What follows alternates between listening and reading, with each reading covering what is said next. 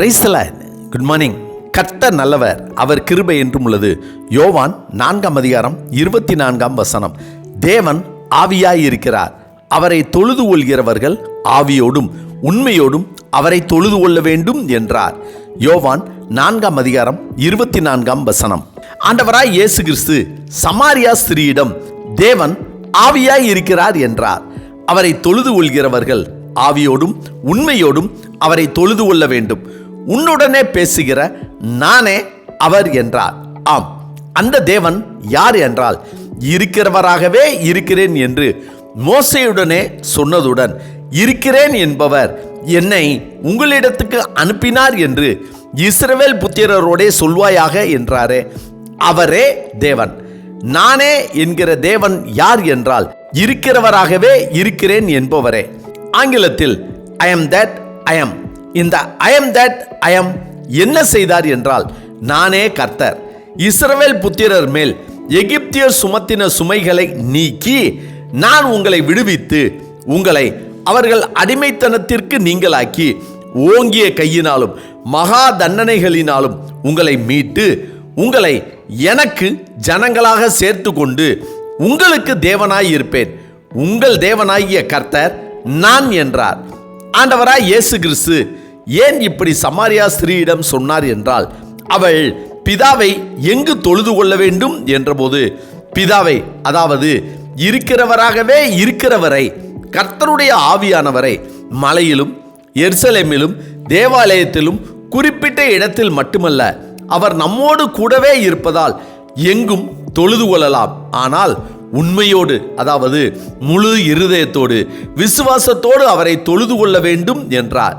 கர்த்தருக்கு பிரியமானவர்களே, இன்றும் ஐ am that I am என்றவர், அதாவது இருக்கிறவராகவே இருக்கிறேன் என்றவர், கர்த்தருடைய ஆவியானவர், பரிசுத்த ஆவியானவர் நமது மத்தியில் நம்மோடு இருந்து நமக்கு எதிரடையாக வருகிற எல்லா அந்தகார கிரியைகளையும், மனிதர்களுடைய எதிர்ப்புகளையும், நம்முடைய துன்பங்களையும், அடிமைத்தனத்தையும், வேதனையையும், நம்மை சுற்றி இருக்கிற பொல்லாத மனிதர்களின் எதிரடையான கிரியைகளையும் நீக்கி அவைகளிலிருந்து நம்மை விடுதலையாக்கி நம்முடைய வாழ்க்கையில் நினைப்பதற்கும் வேண்டுவதற்கும் அதிகமாய் நமக்கு செய்து நம்மை ஆசீர்வதித்து நமக்கு அற்புதத்தை செய்கிறவராக நம்மோடு இருக்கிறார், வாசம் பண்ணுகிறார்.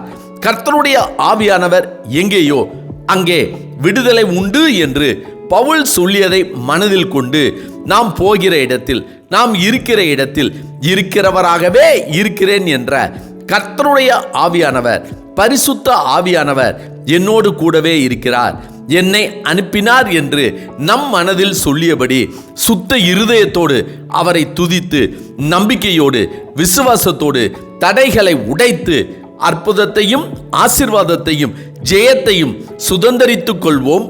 அம்மேன். ஜெபிப்போமா.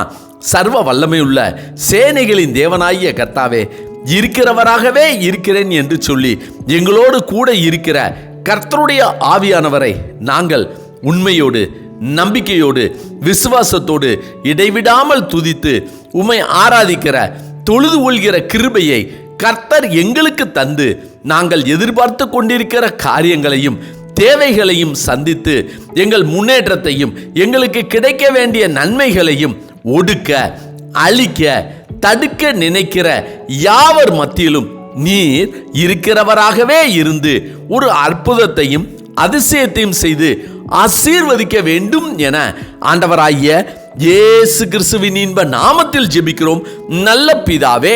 ஆமேன், ஆமேன். கர்த்தர் நல்லவர், அவர் கிருபை இன்று முழுவதும் நம்மோடு கூட இருப்பதாக. அம்மேன்.